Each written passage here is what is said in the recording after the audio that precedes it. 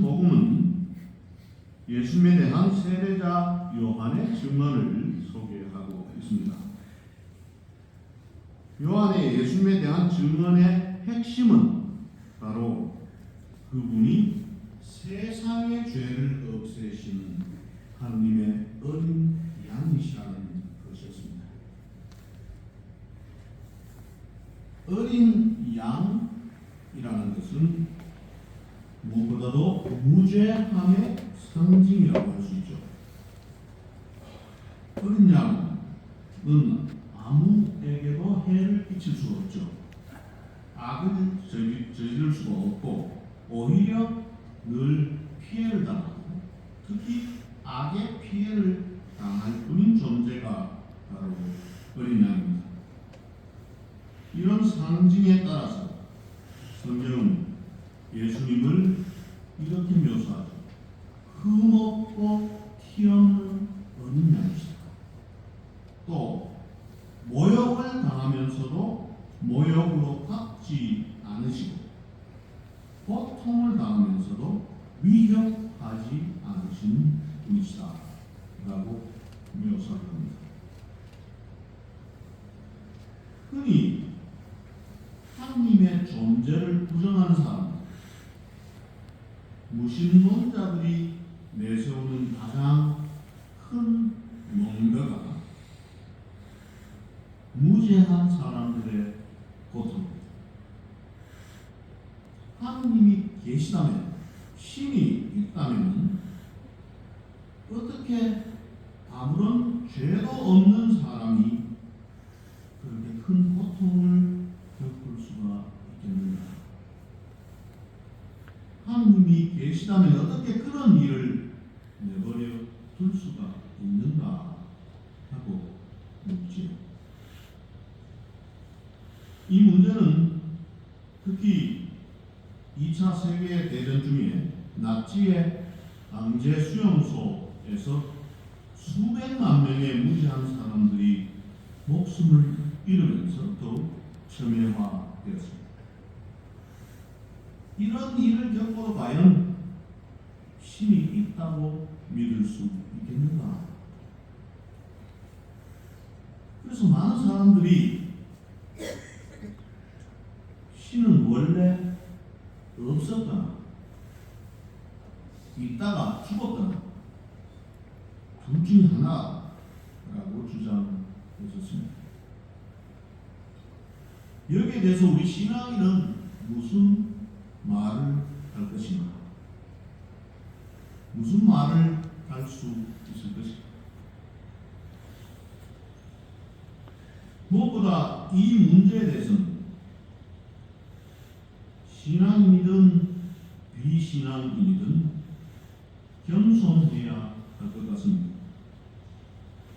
잘 모르기 때문입니다. 왜 정말 착하게 사는 사람이 저렇게 엄청난 고통과 문제를 겪어야 하는가? 무죄한 이들의 고통이라는 문제는 우리 인간의 힘으로 풀기에는 너무나 어렵고 신비로운 문제가 아닐 수 없는 것입니다.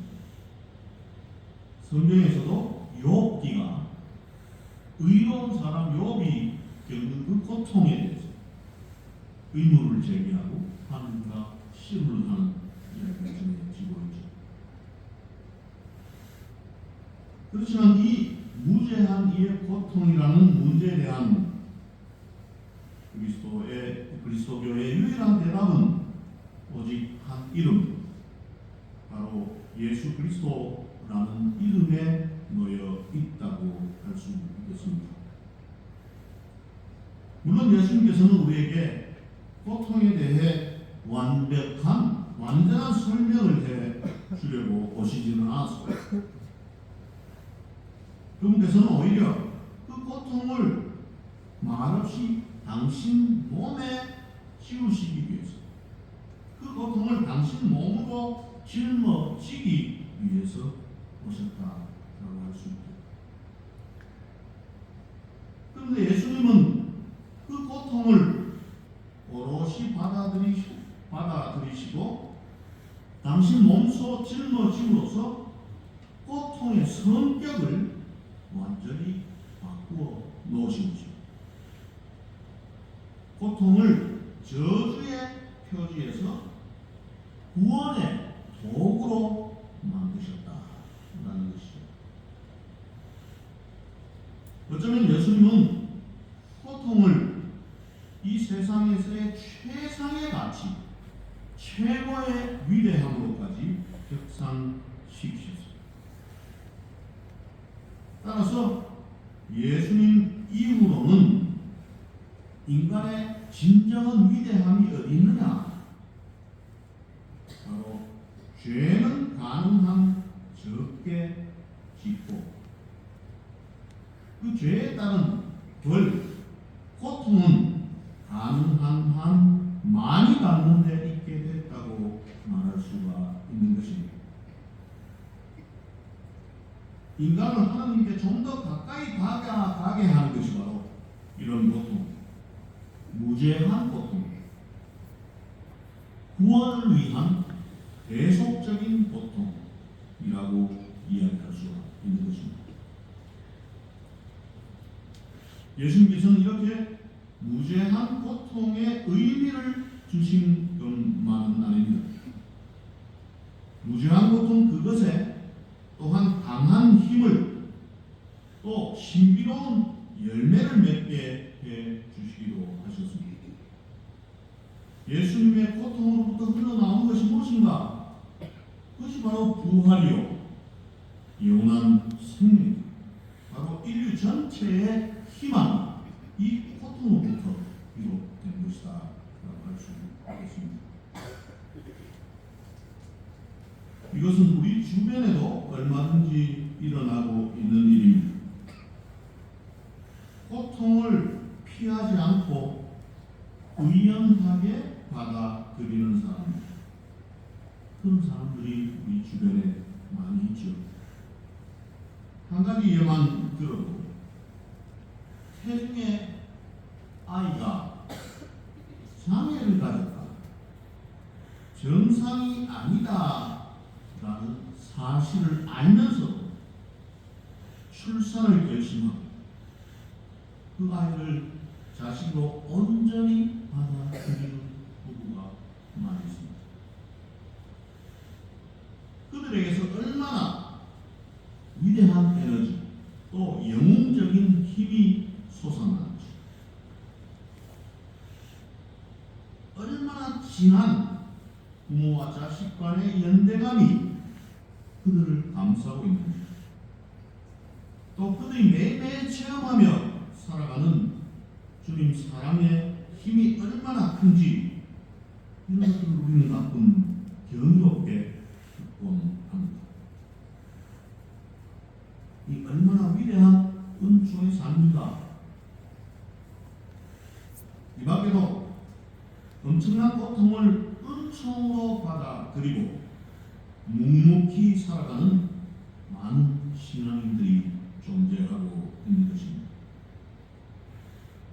그리고 이분들이 주님께서 비춰주시는 빛 안에서 얼마나 큰 위로와 격려를 받으면서 살아가고 있는지 모릅니다.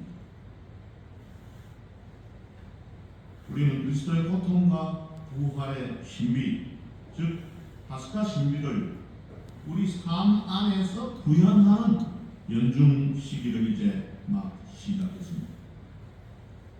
물론 우리가 굳이 고통을 자청할 필요는 결코 없죠. 고통은 우리가 피할 수 있으면 피하는 게 좋습니다.